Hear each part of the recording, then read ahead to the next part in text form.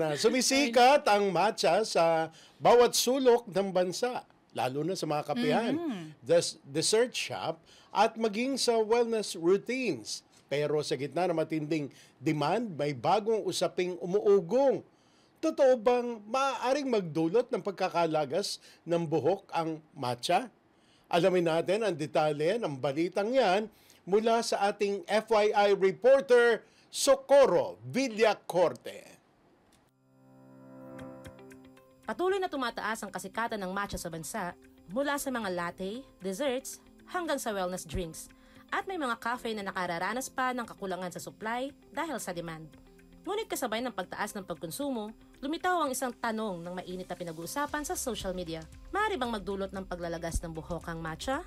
Batay sa obserbasyon at inilabas na testimonya online, may mga individual na nakaranas ng pagnipis ng buhok o mababang iron levels matapos uminom ng maraming matcha kada araw. Dahil dito, sinuri din ng mga eksperto ang posibleng koneksyon. Ayon sa kanilang paliwanag, hindi direktang sanhi ng hair loss ang matcha. Ngunit may mekanismong maaaring magpaliwanag kung bakit nangyayari ito sa ilang tao.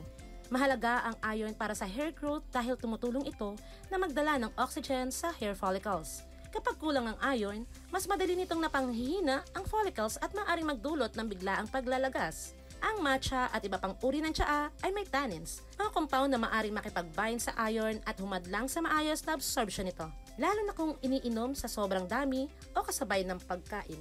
Mas mataas ang epekto nito sa mga grupong likas sa prone iron deficiency, kabilang ang menstruating woman, vegetarians, at may mga history ng anemia. May isa pang konsiderasyon ang caffeine content ng matcha.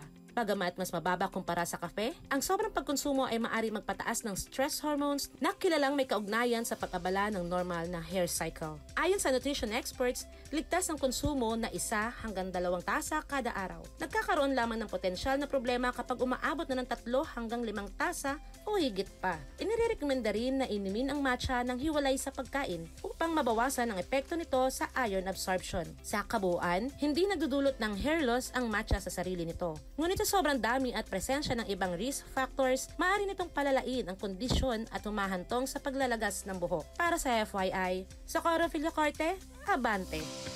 Yun. Wow! Yun. Hindi naman pala. Drink moderate. Yes. Hindi naman